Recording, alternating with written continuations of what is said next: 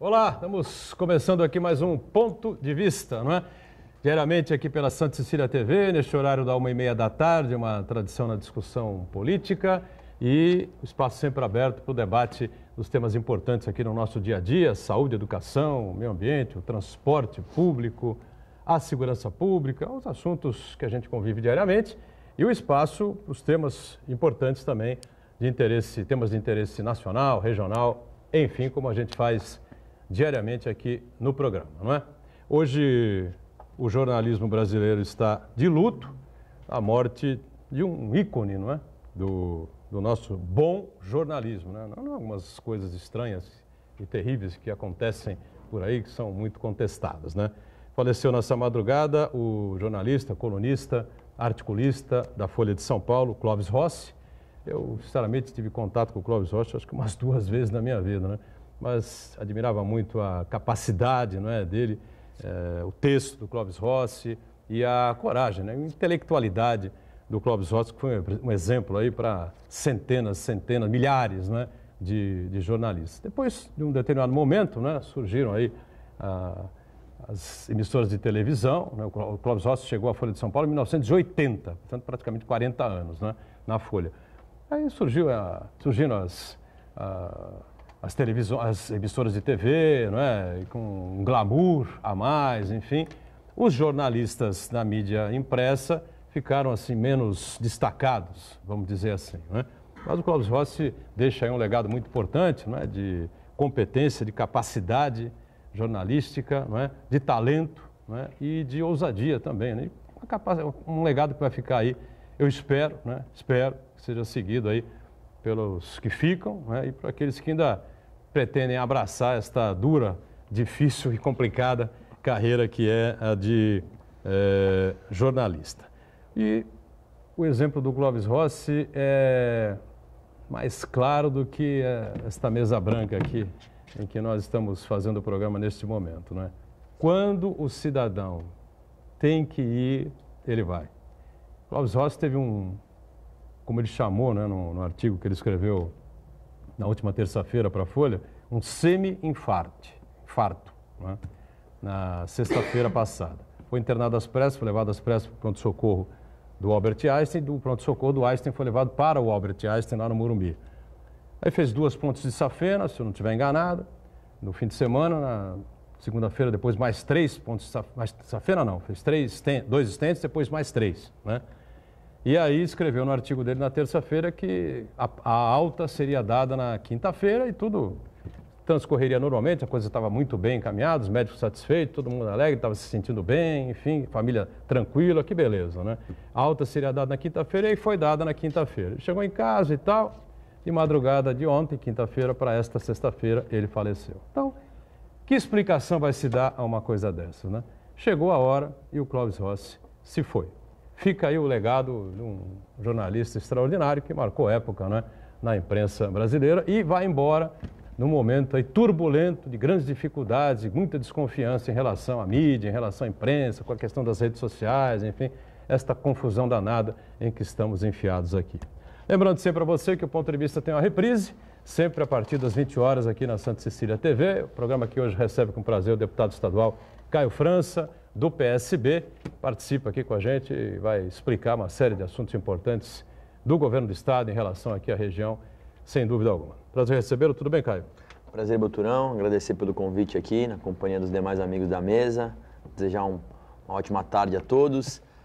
Também lamentar a morte do Clóvis Rossi, confesso que eu não sabia, mas também lia bastante as suas colunas, gostava bastante. Lamentar familiares e todos aqueles que curtiam aí com os seus artigos e com os seus pensamentos. E também aproveitar esse dia 14 de junho, Boturão, o Dia Mundial do Doador de Sangue. Uma importante também menção a ser feita para incentivar, para poder mostrar a importância da doação de sangue. Hoje, na Baixada Santista, nós temos o Hemonúcleo de Santos, no Guilherme Álvaro. Eu andei conversando bastante e estou cada vez mais estimulando as pessoas também a fazerem a sua doação, devido à importância que tem isso. Lembrando que o Hemonúcleo fica em Santos, mas é um equipamento regional do estado de São Paulo e atende todas as cidades da Baixada. Muito bem, perfeito. E o Caio já cumpriu aí o seu dever, né, de doador e cidadão. Né? Não dá, agora está com a manga comprida, e o paletó por cima não vai ter para me mostrar, mas nós já vimos aqui, ele doou sangue nesta sexta-feira e fez muito bem. A gente tem que participar e colaborar. Os bancos de sangue estão sempre muito esvaziados aqui na região. E, normalmente a pessoa só se preocupa quando tem um caso na família, aí está faltando sangue, aquela correria, precisa de bolsa de sangue, mais isso, mais aquilo. E as coisas não andam bem. Então, doar sangue é, além de tudo, uma caridade, não é, que a gente faz. Fernando Chagas, cientista político, conosco em mais esta edição. Tudo bem aí, Chagas? Tudo bem, olá amigos, um abraço especial aos telespectadores. Antes de falar das coisas regionais e municipais e também aqui da Baixada Santista, eu gostaria só de dar um pitaco na reforma da Previdência. Finalmente foi apresentado o relatório da Previdência Social pelo deputado Samuel Moreira e chegou naquele ponto que nós já imaginávamos. Não seria 1 trilhão e 200 bilhões, nem 1 trilhão e 300 bilhões, como se anunciava de economia em 10 anos, mas chegou nos 930 bilhões. Eu entendo que não seja nem 930 bilhões, seja 850 bilhões em torno disso, com um aumento de tributo, ou de um lado ou de outro. Mas a discussão não é essa. Aquilo que tinha que sair realmente já saiu, até com um erro do governo. O que eu vejo de mais preocupante é a falta de articulação do governo federal. Mais uma vez, a falta de articulação do governo federal. Não é o toma lá da cá, eu repito. A falta de articulação do governo federal leva a reforma da Previdência a uma bagunça. Eu até me assusta o mercado financeiro estar eufórico, porque se conseguiu aqueles 800 bilhões que o mercado financeiro espera, nós temos um outro lado que é muito preocupante. Uma reforma da Previdência que só pegue a União e deixe uns 5.565 municípios, cada um para fazer a sua reforma, e 26 estados e o Distrito Federal para também fazer a sua reforma, não vai ter reforma Previdência no Brasil, vai ser uma verdadeira bagunça. Então, mais uma vez, faltou articulação, faltou diálogo, faltou a presença do presidente em conversar com o Congresso e falar, olha, a reforma da Previdência é para todos, não é só para a União. Então, nós estamos, de novo, discutindo reforma previdenciária, dificilmente passa uma reforma de previdenciária, essa vai passar, mas vai passar não só capenga, mas um verdadeiro monstrengo. Pois é, realmente é uma coisa confusa, eu também não entendo bem essa situação que envolve aí a reforma da Previdência. Os estados e municípios ficaram de fora, não dá para entender, os estados estão quebrados, completamente quebrados, praticamente todos os municípios na mesma situação, quer dizer, eu acho realmente muito confuso, muito estranho isso que aconteceu. Marco Santana está lá na ponta, atento às redes sociais, às nossas transmissões aqui do Ponto de Vista e a sua participação sempre importante conosco. Tudo bem, Santana? Tudo bem, boa tarde a todos. Complementando a informação do deputado Caio França, que hoje é o Dia Mundial do Doador de Sangue, coincidentemente nós vamos publicar uma matéria no Jornal da Hora desse final de semana, e temos números muito interessantes. Apenas 1,6% da população brasileira costuma doar sangue. Dessas pessoas aí, 60% só doam sangue quando tem alguma ocorrência relacionada a uma pessoa do seu círculo familiar, um amigo, um parente que precisa de uma transfusão de sangue, então vai lá e doa. E na prática, a grande maioria, a esmagadora maioria dos brasileiros não doam sangue. Então é muito importante uma campanha como essa aí para conscientizar as pessoas que doem sangue regularmente. E, Gabudona, eu também quero lamentar o falecimento do jornalista Clóvis Rossi, um grande exemplo para todos nós jornalistas, e também num momento em que o mundo pede serenidade e sabedoria, o Brasil pede isso, lamentar o falecimento do Clóvis Rossi e também a demissão do ministro Santos Cruz pelo presidente Jair Bolsonaro, uma das poucas vozes sensatas do governo Bolsonaro que acabou de ser demitida ontem. Eu quero convidar você que nos acompanha ao vivo a participar também do programa, mandando sua pergunta, crítica, sugestão pelo Facebook, Ponto de Vista com Edgar Boturão, ou então por e-mail, contato@pontodevista.tv.br.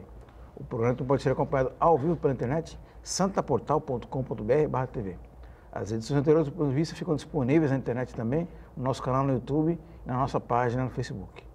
E você que nos acompanha na reprise às 20 horas, uma boa noite. Boa noite para você que está na reprise. Eu sempre digo, né? O programa acaba ao vivo às 14h30 e até a reprise que começa às 8h, Deus é que pode saber o que pode ou não acontecer nesta confusa República Brasileira, né? Ontem caiu o general Santos Cruz e hoje já o comandante dos Correios, presidente dos Correios, né? Também foi demitido. A greve geral que você anunciou aí parece que não é tão significativa assim, né? Tanta gente desempregada, né? Tanta gente aí fazendo bico, essa coisa toda, o pessoal tem muito pavor, né, de entrar num movimento desse. Ô, meu caro Caio França, eu anunciei aqui, falei sobre um artigo seu, recente, sobre o Corujão da Saúde, né? E você pertence aí à Comissão de Saúde, né? Da Alesp, né? Da Assembleia Legislativa, e vocês ouviram lá o secretário de Estado sobre essa discrepância aí de investimentos, especialmente nesses procedimentos de endoscopia e mamografia e ultrassonografia. Ultrassonografia, né? Aqui em relação à nossa região e 3 regiões aí importantes do estado, claro, São José do Rio Preto, Presidente Prudente, né? Bauru, enfim, que tiveram 60 e tantos mil procedimentos aprovados, né? Como investimento do estado, e aqui não chegou nem a 1000, né? Deu para entender o que o ministro explicou? Perdão, a gente fala tanto aqui no governo federal, no secretário de Estado, em relação a isso? Não? Olha, ele teve lá, Boturão, mas é um tema bastante intenso que merece mais atenção. A justificativa do secretário foi que o sistema CROSS, que é a regulação de oferta de serviços de saúde da região, não estava alimentado corretamente pelas secretarias municipais, o que me causou grande estranheza. Sim, claro. O que eu fui fazer logo em seguida? Fui conversar com os secretários municipais e todos eles me mostraram, eu vou falar um exemplo claro, São Vicente tem mais ou menos 15 mil pessoas que aguardam para fazer um desses 3 exames, especificamente ultrassonografia e endoscopia. E as outras cidades da mesma forma. Aqui ficaríamos na casa de mais ou menos 45 mil exames, como foi em São José do Rio Preto. Acontece que, segundo a Secretaria de Estado, não foi alimentado o sistema. Os municípios dizem que alimentaram. Pois bem, como resolver esse dilema? Primeiro, eu perguntei a ele, secretário, mas vamos pensar que os municípios então voltem e façam a sua lição de casa. O senhor garante que até o final do ano o senhor recompõe os exames? Olha, deputado, eu garanto para vocês. Então, nós temos na última sexta-feira do mês de junho, agora na Câmara de Santos, uma reunião da Frente Parlamentar em Defesa da Baixada Santista com a Frente Parlamentar em Defesa da Saúde da Baixada, que terá todos os secretários a responsável pela CROSS no estado de São Paulo, porque é inadmissível, né, que ou por um erro ou por um desencontro no sistema, a Baixada fique de fora. E aí eu fui pesquisar com mais profundidade, com todo respeito às demais regiões do estado. Nós estamos falando de 9 cidades aqui, 9 cidades, e que são muito maiores do que, por exemplo, não sei se vocês conhecem, São José do Rio Preto. São José do Rio Preto tem 45 municípios, município de 5 mil habitantes, de 8 mil habitantes. Ou seja, é mais natural que as cidades mais robustas tenham melhores estruturas nas suas secretarias. Claro, nós estamos falando em 9 cidades. São José do Rio Preto, propriamente, a cidade de São José do Rio Preto é grande. A cidade do Rio Preto é grande, do tamanho de Santos. Mas as demais cidades no entorno são microcidades, são pequenas cidades que merecem os exames. Agora, o que não dá é para uma região como a nossa ter 980 exames. 980. O comparativo seria no ano, é isso? Isso nesse ano, porque o Corujão da Saúde, o que é? É uma parceria entre o governo do estado, a iniciativa privada e também, entre parênteses, eles abrem aos fins de semana os ambulatórios médicos de especialidade, que são os AMES. Estão fazendo algumas coisas já. Prioritariamente, o poder público, e não havendo espaço, abrem para os particulares. É feito um chamamento, acho até legal o programa. Claro que depois dos exames na mão, vai ficar uma fila para fazer a cirurgia. Claro. Mas aí tudo bem, vamos resolver um problema de cada vez. Resolvemos o problema dos exames, aí vamos lutar para que o governador possa fazer um programa semelhante de cirurgias também, que ele já não conseguiu fazer quando foi para da capital, mas espero que aqui, como governador, consiga, nós vamos ajudar para isso. Mas o que me chamou a atenção foi essa discrepância de números e uma comparativa rápida, você falou bem, 45 mil exames para Rio Preto e 980 exames para a Baixada Santista. Não é justo isso. Eu questionei ele me disse que era a secretaria, os secretários não confirmaram a informação, portanto, vamos fazer uma cariação, juntar os dois entes e vamos colocar na mesa. E talvez a falha seja do sistema, que eu questiono também o sistema. Porque tem municípios, Boturão, que para poder modernizar, tem o seu próprio sistema de regulação. O que é legal, só não pode assim. O meu sistema não dialoga com o do Estado. Poxa vida. Por isso mesmo também, inclusive, apresentei um projeto de lei para que o governo do Estado autorize município A, B ou C a ter um sistema novo de regulação de vagas. É uma coisa inacreditável. De uma forma geral, deputado, desde o início desse governo, a gente tem percebido que o interior tem sido mais favorecido com verbas do que a Baixada Santista. E algumas até que estavam previstas, algumas verbas previstas no orçamento, elas foram cortadas.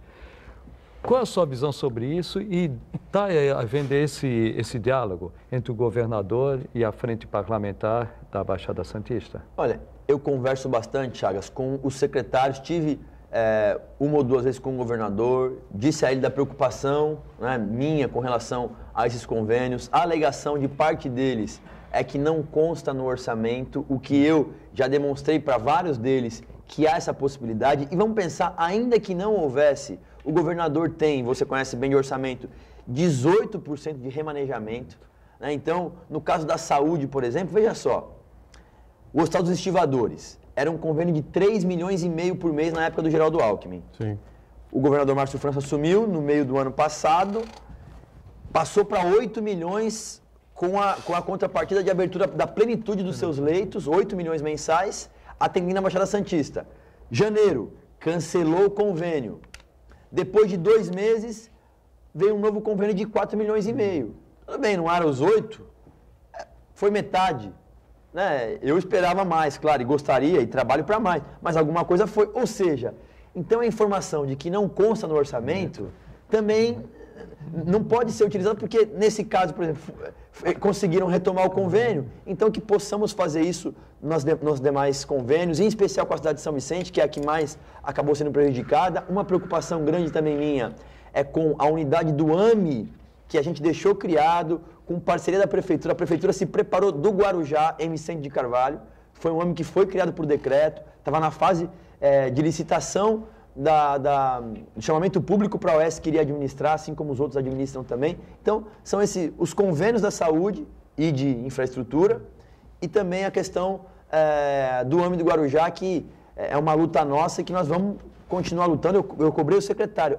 A única comissão que eu, na bancada, fiz questão de participar, quando nós fizemos o acordo também com o presidente Cauê Macris, para votar nele, foi o seguinte: eu quero participar da Comissão da Saúde. Não faço questão de ser líder no primeiro semestre, a gente sempre faz por semestre ou a cada ano. Não faço questão de ser líder, não faço questão nenhuma de estar na mesa, diretor em nada e tal. Faço questão de participar da comissão. Comissão da Saúde é a principal. E é lá que eu estou hoje. Só não perder esse gancho aqui, que a gente falou aí desse CROSS, né, que é quem faz a regulação também das vagas de UTI aqui na Baixada Santista. E essa situação está extremamente complicada. Faltam vagas, faltam leitos, eu não sei o que está ocorrendo, enfim, a gente fala com o secretário.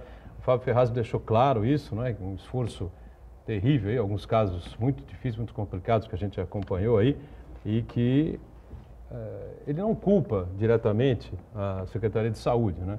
Mas culpa a falta de vagas, né? Que a gente não tem aí vagas SUS. Boturão, a OMS, que é a Organização Mundial de Saúde, defende e orienta que, para cada 1.000 habitantes, de 3 a 5 vagas. 3 no mínimo e 5 no melhor dos cenários. A Baixada Santista tem 1,6.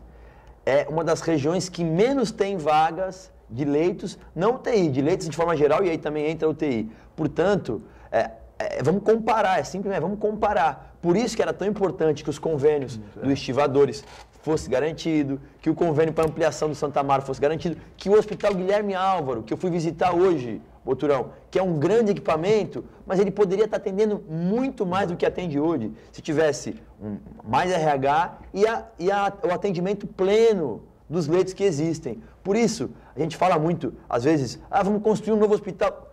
Eu não sou contra a construção, eu só acho que nós temos condições de atender mais nos hospitais que já são conveniados. A própria Santa Casa, que eu fui recentemente agora na inauguração de novos leitos de UTI e de leitos também comuns, tem condição de atender mais, mas para isso não tem fórmula mágica, tem que ter recurso. Uma preocupação, só para complementar a questão da saúde, cirurgias vasculares, que são É um calcanhar de Aquiles aqui da região. A nossa referência hoje é o Santo Amaro, no Guarujá. O Santo Amaro está pedindo descredenciamento. Porque o recurso que o Estado coloca não cobre o que oferece. E aí a Santa Casa não tem interesse, o Estivadores, nesse novo convênio, vai tentar começar a atender. Mas me preocupa muito. Vasculares e endovasculares. Então, é uma preocupação que fica e que os moradores da região sabem, os secretários de saúde em especial sabem dos gargalos que nós temos por aqui. Vamos para um rápido intervalo, voltamos na sequência conversando aqui com o nosso Caio França, o Chagas, participação do Santana, enfim, todos nós aqui no Ponto de Vista, já já. Muito bem, voltamos aqui com o nosso Ponto de Vista, Caio França, deputado estadual do PSB, está com a gente, o Fernando Chagas, o Marcos Santana e em relação a essas questões importantes, a gente tem um projeto de lei enviado pelo governador João Dória à Assembleia Legislativa. Até conversamos um pouco sobre isso antes do programa começar. E o que diz esse projeto? Vai extinguir a DERSA, ou ODERSA, como prefiram, né? E aí a gente fica na dúvida. Bom, tudo bem, vai extinguir a DERSA, eu já disse isso aqui, não é problema nenhum aqui para nós, né? Extinguir a DERSA ou não extinguir a DERSA, tudo bem. Como é que vai ficar o serviço de balsas, né? Travessia de Balsas Santos Guarujá e de barcas Santos Vicente de Carvalho, que são os pedestres, né, que fazem essa travessia. A situação é a seguinte, nunca tivemos um serviço maravilhoso aqui. Há mais de 50 anos deveríamos ter uma ligação seca, né? Não tivemos. Então fica essa situação difícil. O porto cresce, a movimentação de navios aumenta e evidentemente que a dificuldade da travessia na ponta da praia com a Ademar de Barros fica cada vez mais complicado, mais difícil, né? Pode pôr 10 balsas, se você quiser. Não é possível ter 10 balsas, mas as 10 balsas não vão funcionar ao mesmo tempo, não tem como, né? Então o cara fica meio 1h30, 2 horas para atravessar para Guarujá, do lado de lá a mesma coisa para aqui para Santos, enfim, uma situação terrível, que se repete também do lado de Vicente Carvalho em relação a Guarujá também. Bom, a gente tem aquela informação anterior de que o governador Márcio França, o ex-governador Márcio França, havia projetado junto com a Ecovias uma ligação entre via Anchieta e a Dom Domênico Rangoni, né? De alguma maneira você tinha ali um alívio para a área portuária se isso realmente acontecesse. O governador João Dória, quando assumiu, disse que gostou do projeto, enfim, né? Seria a ponte construída pela Ecovias, desde que a Ecovias tivesse aí uma renovação por mais 8 anos de gerenciamento do sistema Anchieta Imigrantes. Como é que está isso tudo aí, ô Caio? Vamos juntar esse bolo todo aí. Vamos começar falar pela DERSA. Vamos explicar então. A DERSA, o governador havia mandado a extinção da DERSA no primeiro projeto de lei que ele enviou à Assembleia, junto com outras diversas empresas públicas, dentre elas Prodesp, Implaza, Imesp, Codasp, enfim. A Assembleia fez uma emenda aglutinativa que retirou a DERSA por entender que o tema é mais complexo, deveria ter um projeto mais detalhado sobre isso. Aprovou o projeto sem a DERSA. E aí com o compromisso da liderança do governo de que o governador mandasse um específico para a DERSA. Nesse ponto, cumpriu. Mandou-se um projeto novo, já está na Assembleia, tramitando, autorizando a liquidação da DERSA. Eu já tinha votado a favor, votei a favor de diversas concessões, não tenho problema nenhum em votar a favor. O que eu quero é mais informações. O projeto, assim como tem outros projetos que estão encaminhados para a Assembleia, são muito fracos de justificativas. Péssimo de justificativa. O projeto tem 3 artigos. Está autorizado, a Assembleia vai fiscalizar, o patrimônio da DERSA vai para outros debates. Acabou, fim. Então, é muito frágil. O que a gente está exigindo é uma audiência pública, porque, primeiro, Boturão, vamos esclarecer para o morador. Todo mundo aqui está cansado de saco cheio do serviço de balsas. Todo mundo. Quem mora, quem não mora, quem conhece, quem já ouviu falar, todo mundo. O serviço hoje já é terceirizado. A mão de obra é terceirizada, as embarcações são terceirizadas. Então, a minha pergunta é, o que vai mudar com o novo modelo? Nós vamos ter embarcações mais modernas? Nós teremos um pessoal ainda mais qualificado? Nós teremos um aumento do custo? Isso precisa ficar bem claro para todo mundo, para não ter nenhuma surpresa. Não, aprovei, eu não sabia. Isso tudo precisa ficar claro. Então, é por esse motivo que foi separado o projeto. Nós vamos fazer um debate sobre esse assunto para dar mais segurança na votação, possivelmente favorável da minha parte, ao projeto de liquidação da DERSA, assim, a grosso modo, o resumo é assim, quando eu falo com alguns amigos, Caio, do jeito que está, não dá para ficar. E de fato não dá. Aí, paralelo a isso, é o projeto da ponte, que é o projeto que eu defendo. Projeto construído pela iniciativa privada, no caso a Ecovia já mostrou interesse, está na fase de licenciamento. Me preocupou. Está em licenciamento? Está em licenciamento ambiental. Me preocupou o fato da Codesp ter falado que não conhece direito o projeto, que para expansão portuária isso pode prejudicar e tal. Me preocupou bastante, mas eu fiz um outro contrato, parece-me que eles vão topar no final. Tem uma reunião, inclusive, que eu devo participar na próxima semana, que a deputada Rosana Vale chamou para Brasília a Dersa e a Ecovias para poder explicar melhor esse projeto da ponte, que vai ligar, como você mesmo falou, a entrada da cidade de Santos, ali na Anchieta, até a Cônego Domênico Rangoni. Ah, mas não é o melhor... Eu entendo o seguinte, o melhor nesse momento, aquela velha história, o ótimo é inimigo do bom. Então, assim, nós precisamos ter, na minha oposição, alguma coisa concreta. Esse projeto é mais rápido, mais barato e não envolve desapropriação, que é um grande calcanhar de Aquiles. De qualquer lugar. O túnel é 5 bilhões. 5 bilhões. Esse projeto é de 2 bilhões. Metros? 5 bilhões? 5 bi. Nossa. Deputado, até aproveitando que você está falando sobre o túnel, o Edgar lembrou muito bem aqui as dificuldades que os usuários têm ali para atravessar um trecho de 800 metros entre Santos e Guarujá. E nesse contexto aí, certamente vai ter uma outra concorrência pública para definir a empresa que vai explorar essa travessia de balsas. Né? É um sistema mais do que arcaico, do século XIX, aí ainda temos que enfrentar esse sistema de travessia. Será que não é possível aliar essa concessão, essa nova concorrência pública, ao investimento, numa ligação seca aí, dando logicamente ao investidor uma contrapartida e depois que o túnel ficar concluído, poder explorar um eventual pedágio, melhorar a longevidade desse contrato das balsas? Você acha que é possível? É possível, é possível. Nas concessões, a gente está exigindo algumas garantias. Nós aprovamos já 2 concessões, viu, Buturão? Aprovamos a concessão do ginásio do Ibirapuera, lá em São Paulo, e aprovamos a concessão do Botânico e do Zoológico de São Paulo também. Dentro dessas concessões, Santana, nós aprovamos que no edital tem que ter algumas previsões de investimentos. E poderíamos, por exemplo, colocar a ampliação dos berços, para de repente ter mais um berço de embarcações. Pode-se fazer isso também. Pode-se colocar que a empresa que vencer a licitação para explorar a concessão de balsas, que ela fique responsável também por fazer uma parte da ponte, que você falou túnel, mas eu entendo e acho que nesse ponto o governador João Dória, pelo menos, tinha deixado bem claro no início do governo, que ele aproveitará o projeto deixado pelo governo anterior, que é o projeto da ponte. O túnel, até onde eu entendo, está praticamente descartado por conta do custo, por conta das desapropriações e porque teve também muita repercussão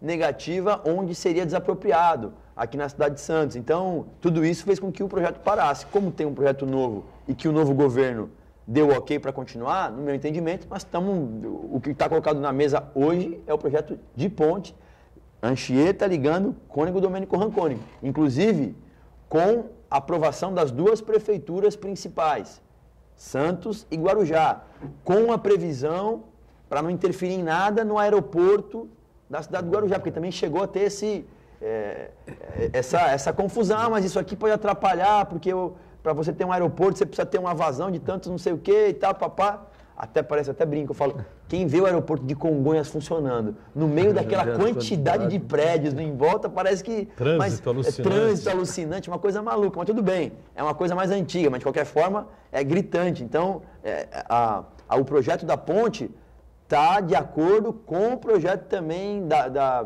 aviação, da Prefeitura do Guarujá em relação ao aeroporto, que eu espero que também a gente tenha autorização, o prefeito Walter Suman em breve deverá colocar na rua já o edital e nós vamos conseguir, imagino aí, em 6 meses após o edital na rua, ter já um novo concessionário para o aeroporto também do Guarujá. Deputado, além da travessia Santos-Guarujá, né, que é um problema principalmente para quem mora aqui na região, um outro problema também, até a minha sobrinha pediu para perguntar para o senhor.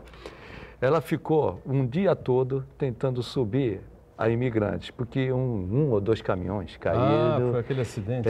Aquele acidente. Eu estava na Assembleia já, mas eu vi. Ela falou, já que vai com o deputado, pergunta para o deputado, eu subo e desço no fim de semana. E quando eu subo, presa. Fico presa. Não foi trabalhar no dia. Não tem problema, porque todos entenderam. Mas muita gente pode até ter seu ponto descontado. Como se houver essa logística? Anchieta, imigrantes, caminhões, Caminhão pela imigrantes, é um problema, é um problemaço. Eu subo todos os dias praticamente, pelo menos terça, quarta e quinta, e quando tem caminhão é um caos, é um problema. E até é justificável o motivo pelo qual eles restringem a descida da imigrantes de veículo de grande porte, porque dá um problema num túnel, é um problemaço que você demora para fazer. Então, o que tem que acontecer é, primeiro, a Anchieta tem que ter uma manutenção mais frequente. A gente conseguiu fazer a manutenção da Anchieta agora, para que os caminhões só subam pela Anchieta e aí os carros de passeio subam pela Imigrantes.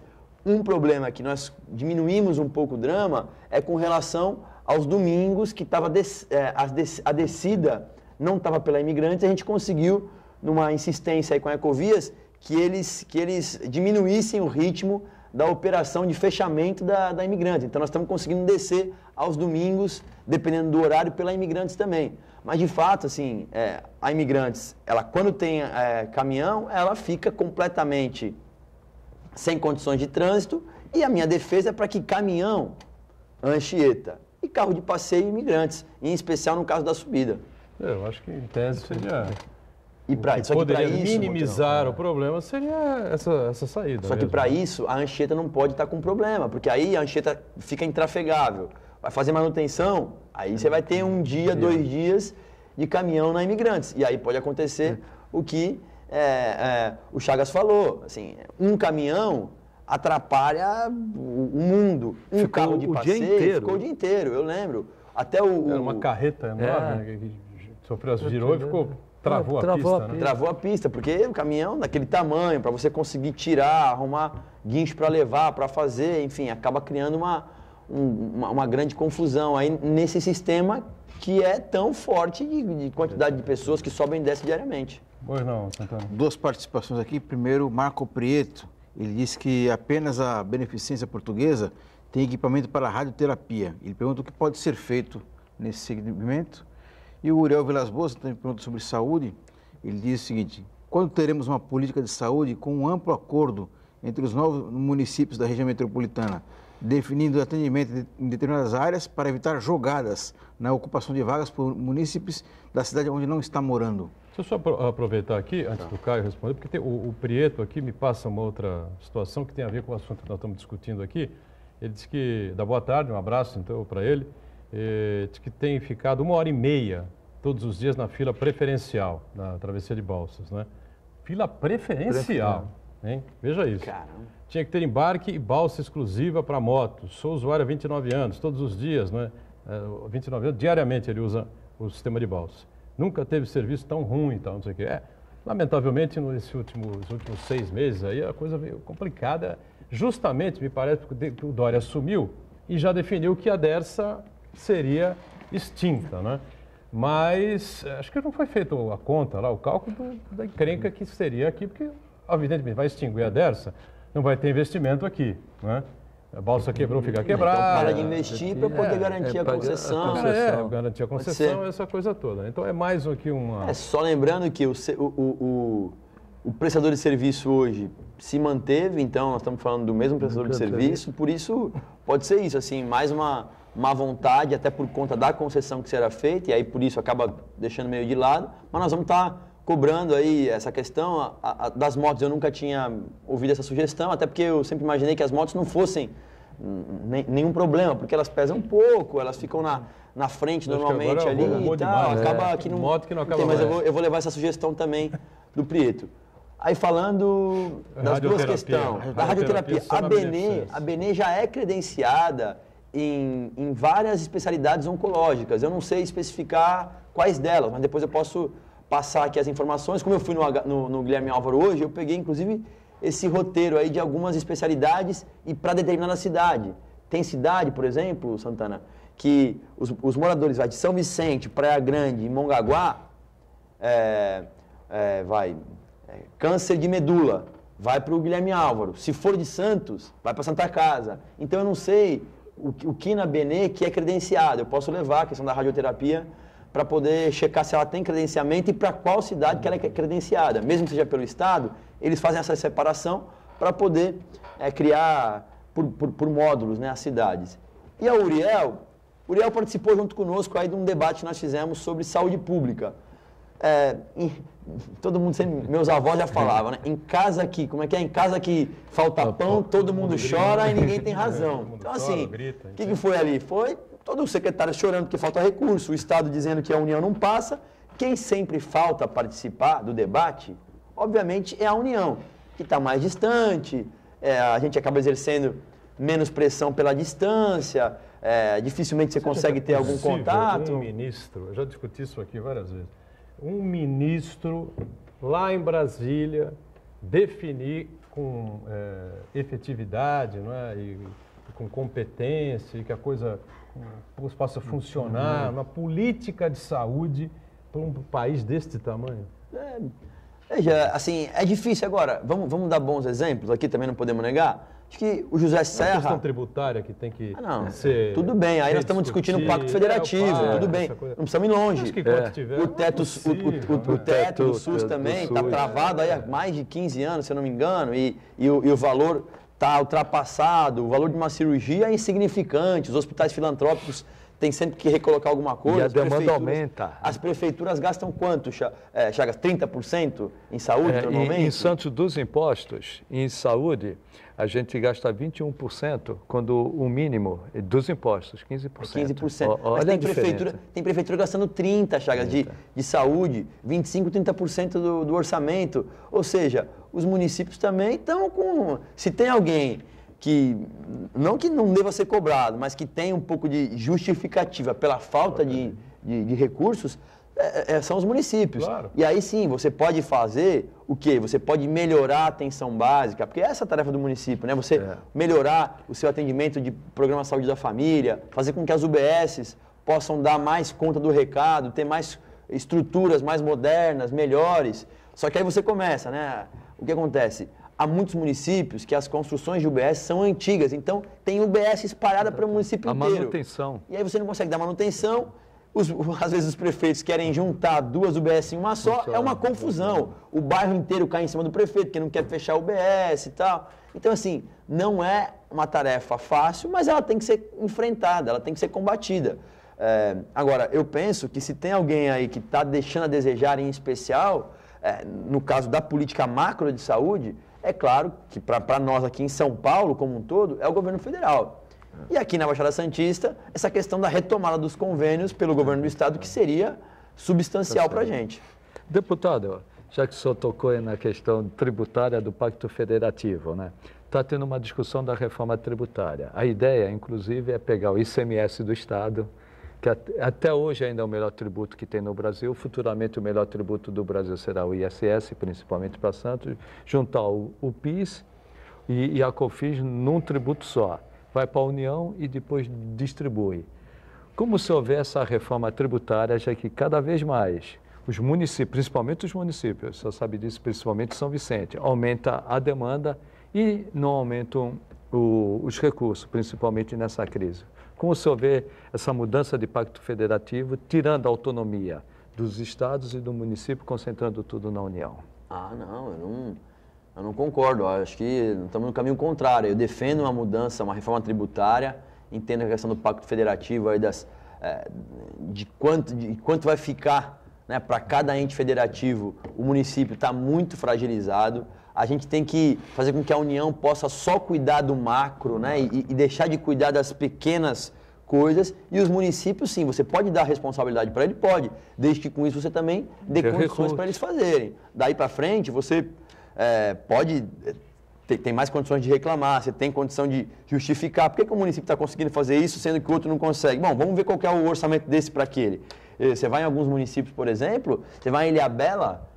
Sobra dinheiro. Sobra dinheiro. Eles têm lá pronto-socorro, com o melhor equipamento possível, tem a melhor... Tudo. Agora, é uma cidade que sobra. Tem R$1 bilhão para quantos...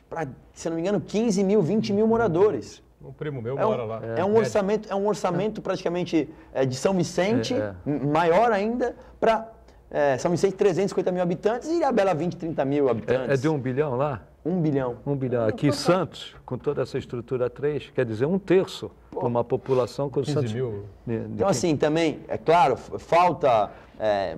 Tem muitos gestores incompetentes, não podemos negar. Tem gestor incompetente, incapacitado, Agora, que também há uma concentração de receita, uma concentração de competências, uma concentração de receitas no governo federal e uma concentração de serviços no município, isso está mais do que claro.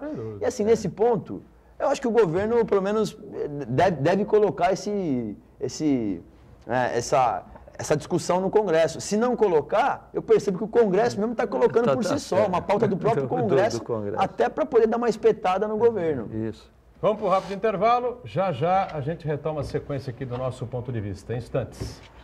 De volta à sequência aqui do ponto de vista. Vou direto e reto lá com o Marcos Santana, com mais uma participação aí com a gente, Santana. Isso, o André Marini, ele acompanha a gente, ele diz o seguinte: o serviço de travessia de balsas e barcas nunca foi excelente, mas como está agora me parece proposital para gerar insatisfação popular, vender a preço de banana e ainda receber aplausos da população. Esse truque é antigo, diz ele. Então, a gente falou aqui sobre isso, né? Um pouco às vezes o poder público ele cria um desleixo do serviço para poder vendê-lo. Veja, o problema é o seguinte: teve em algum momento que foi bom esse serviço de balsa? Não teve. Então também assim fica difícil. 25, o problema é esse, 30. Muturão. Fica difícil fazer a defesa de alguns órgãos públicos, sendo que a gente não tem a demonstração clara do bom serviço prestado. Então, por isso que, no caso, eu não tenho nenhuma, não tenho nada contra você poder fazer a concessão de alguns serviços públicos. Não tenho isso ideologicamente, filosoficamente comigo contra. A gente já fez outras concessões. Acho que tem coisas que aí sim, tem questões que são de governo, né? Eu não sei, mas a questão da Sabesp, que pode ser que seja colocado. Eu hoje sou totalmente contrário a fazer a privatização da Sabesp, porque eu acho que o serviço de saneamento e de água é um serviço que é essencial e que não pode ficar na mão da iniciativa privada para a pessoa poder ter água ou não ter água em casa, ter saneamento básico ou não ter. Eu penso que é um serviço básico e a Sabesp tem dado demonstrações, pelo menos isso terceiriza o serviço competitivo. Também, né? Aí tem isso, já é o que a Dersa faz, Muturão. Já tem a terceirização. Então, assim, acho que não dá para ter. Se tivesse um serviço bem feito, a gente faria a defesa da Dersa, de que não dá para privatizar, porque o serviço é bem feito. Agora, do jeito que está, e não é de agora, pode estar pior agora, mas já não está bom faz um bom tempo. Por isso que está colocado isso em debate. Fora que as terceirizadas ou quarteirizadas da Sabesp deixam de buraco na rua, rombo no asfalto. Esse é o problema. Nada. A Sabesp, ela como empresa de saneamento básico... Tem que separar uma coisa, mas é isso aí. Ela é excelente. Diferente do SEDAI no Rio de Janeiro e de outras empresas estatais de saneamento básico. Essas estão quebradas, a Sabesp é competitiva. Lembrando, né, não podemos esquecer, assim, aí o Boturão tem razão nesse dia a dia. O dia a dia da Sabesp é péssimo. O dia a dia de manutenção do que eles fazem. Às vezes a prefeitura faz um asfalto novo.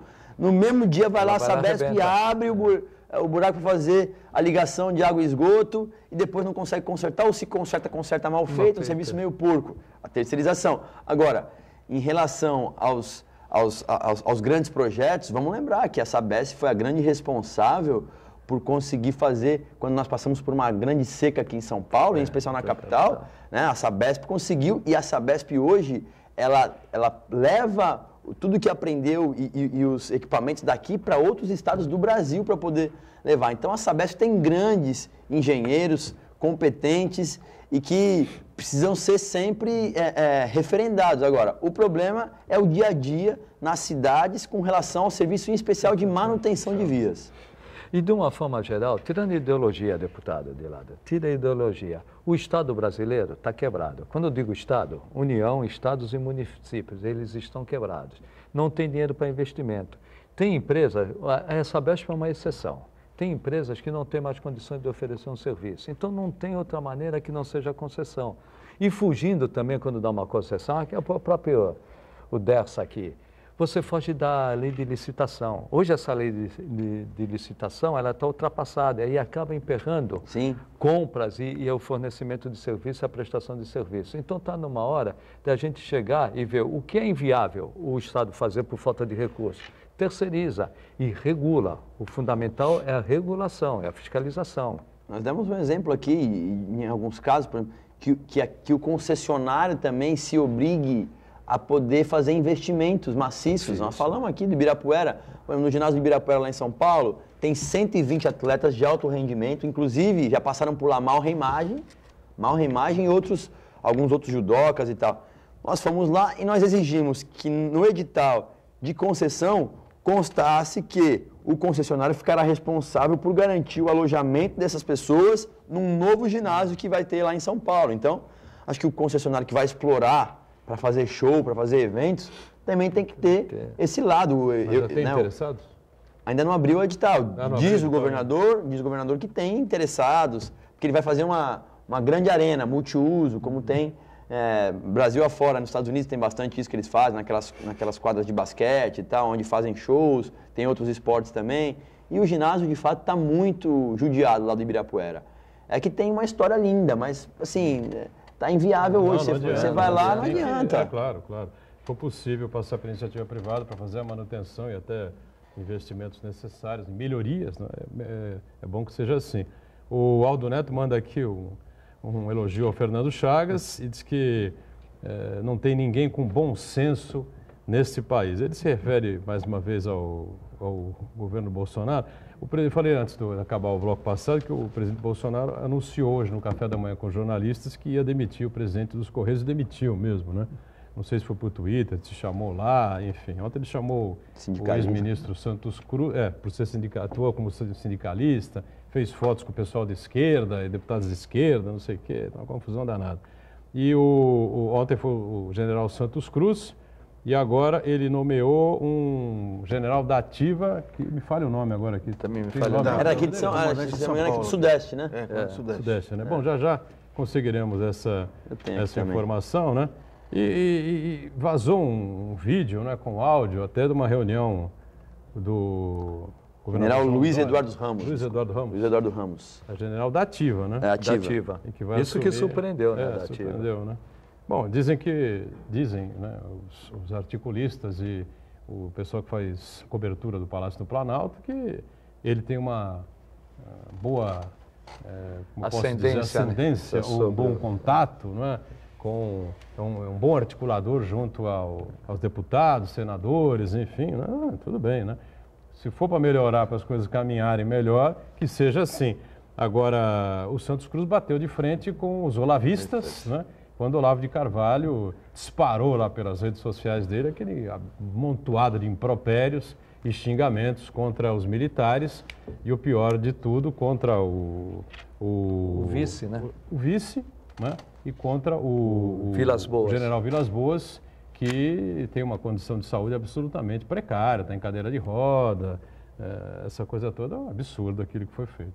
Pois não, então, é o general do Exército Luiz Eduardo Ramos Batista Pereira, que era até então comandante militar do Sudeste. E teve uma audiência do governador Dória, né? Vazou o áudio com o vídeo, né?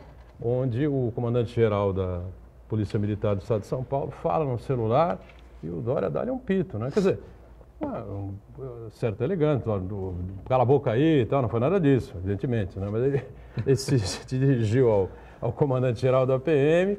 Esse vídeo está aí bombando nas redes sociais, né? Agora, nesse momento, já foi divulgado por todas as grandes emissoras, enfim, né? Estamos falando aqui porque é algo que é algo notório aí, né? Para todo mundo ver. E ele fala diretamente ao comandante da PM, comandante-geral da PM, por favor, coronel, o senhor tem alguma coisa aí a falar? Se for diretamente comigo, o senhor pode conversar diretamente. Não é? O senhor pode sair para atender o celular, não tem problema. Enquanto o governador está falando. Enquanto o governador está falando, o senhor, por favor, né? Fique atento, enfim. O Dória tem dessas coisas, né? O Mário Covas era muito duro, né? Muito firme nas suas... exigente, né? Com o pessoal, enfim, né? Mas não sei se chegou a esse tipo de pito, né, para cima do comandante-geral da PM. Você já escutou alguma coisa depois disso? Já deu alguma repercussão isso, teve uma que ele fez também, ele vai todo mês no colégio de líderes. No colégio de líderes não, na Assembleia, para poder debater com deputados e tal, todo mês ele vai. Tá bom até, né? É legal até, aí 3 deputados podem fazer uma pergunta e tal, depois ele sai. Mas antes de começar, ele falou para um dos deputados, falou, olha, e não adianta ir almoçar comigo, fazer não sei o que lá, me abraçar, dar oi e tal, e depois aqui no plenário, depois na tribuna da Assembleia, vir me dar porrada. Ele, de alguma forma, ele é sincero, mas eu acho que ele é mais sincero, assim, no sentido de ele expõe as coisas que ele quer falar, ele não é controlado. Mas eu acho que tem outras maneiras de você falar sobre isso. Esse episódio também agora do policial militar, né, no meio de um monte de policial, ele falar aquilo, por que todo mundo pegou? Porque ele estava fazendo uma live do celular dele, o Dória. Tinha o pessoal dele fazendo uma live, e aí pegou ele falando, ô coronel, o senhor desliga o celular enquanto o governador estiver falando. Se for algo mais importante, como quem diz, o que é mais importante do que o governador falando? Saia da sala. Assim, eu penso que poderia ter falado de uma outra maneira aquilo, ou esperado, né, para você não fazer isso. Eu sempre acho assim, né, difícil, acho que os elogios podem ser para todo o público, mas as críticas, eu normalmente tento fazê-las no pessoal, né? Chamar o comandante e falar, comandante, assim, daqui para frente, por favor, sem telefone nas minhas reuniões, porque me incomoda, me atrapalha. Agora, na frente dos outros, e ainda mais numa live que o mundo inteiro depois olha, eu acho que poderia ser mais... ter um pouco mais de... Você falou comigo, comandante? Eu ouvi sua voz, você quer falar comigo? Não. Não? Então. Cada um acaba tendo um estilo. Eu não faria daquele jeito. De segundos, né? Faltou traquejo político, né? Ele é da livre iniciativa, leva um certo tempo, né? Para saber se relacionar. Mas cada um tem um estilo, eu não faria daquela maneira. Agora, deputado, de uma forma geral, falamos do Estado, falamos dos municípios aqui da Baixada, né? Uma análise geral do governo Bolsonaro, deputado, como o senhor está vendo? E essa situação que envolve aí a Previdência, eu não entendi até agora porque essa história toda, estados e municípios ficam fora. Todos uma dificuldade enorme, todo mundo quebrado. Eu tinha falado um pouco, com o Samuel, mas eu acho que é para poder ter uma aprovação, vamos dizer assim, relâmpago ou próximo disso, porque hoje é difícil. Quem vai dizer que vai ser contra a reforma que foi colocada? Ninguém, até porque é uma reforma que... enfim, todas as principais polêmicas que estavam sobre constitucionalizar ou não, sobre o BPC ou não, sobre o trabalhador rural ou não. E aí, por último, os professores. E aí, por último, ainda a questão dos servidores estaduais e municipais, que é o grosso do serviço público, acabaram ficando de fora. Eu acho que foi o que era possível, de fato não é o que a gente esperava em relação, eu estou dizendo assim, pensando numa economia que foi pensada pelo Paulo Guedes, pensando em fazer uma reforma mais do que de economia, mas que seja igualitária para todos, porque agora lá vem os prefeitos e governadores, imagina, tendo que conversar com câmaras municipais na véspera da eleição, tentar fazer uma reforma. A chance disso passar vai ser muito pequena, eu imagino, porque assim, a pressão que vai existir e tal, acaba sendo muito grande. No caso de São Paulo, precisamos também fazer as devidas homenagens, ou então fazer a lição de casa, quer dizer que em 2013 o governo do estado de São Paulo fez a SPPrev, que unificou os sistemas previdenciários. Então São Paulo, pode ser que tenha que fazer um ajuste ou outro, mas está muito, muito melhor, na época do governador Geraldo Alckmin. Então é importante a gente também lembrar dos bons exemplos que lá atrás, no caso do governador Geraldo, ele fez. O que eu vejo, deputado, falta articulação para o presidente. Muita, deixei de falar aqui, mas falta muita articulação. Ele precisava reunir, não precisa ser o Congresso inteiro, reunir o presidente do Senado e o presidente da Câmara. Fala, é importante para o Brasil. Ele não é presidente da União, ele é presidente do Brasil. E também, assim, né, eu acho que a partir do momento que você ganha a eleição, assim, você não tem que ficar fazendo mais... conflitos, e você não tem que ficar governando e trabalhando para aqueles que te elegeram, porque, claro, para quem votou no Bolsonaro, ele estimula e tal, então, ótimo, mas veja, nós temos uma grande gama de pessoas que acabam não votando, mas que, pelo menos da parte de muita gente, torce para que dê certo, mesmo quem não votou, torce para que dê certo. E é isso que eu acho que sinto falta, mas inegavelmente, tem uma coisa nele que eu não posso tirar, é a simplicidade. A simplicidade dele acaba que conquista as pessoas pelo seu jeito simples, pela maneira dele se comportar, o comportamento dele. Agora, a questão do preparo, obviamente que está distante do que a gente gostaria.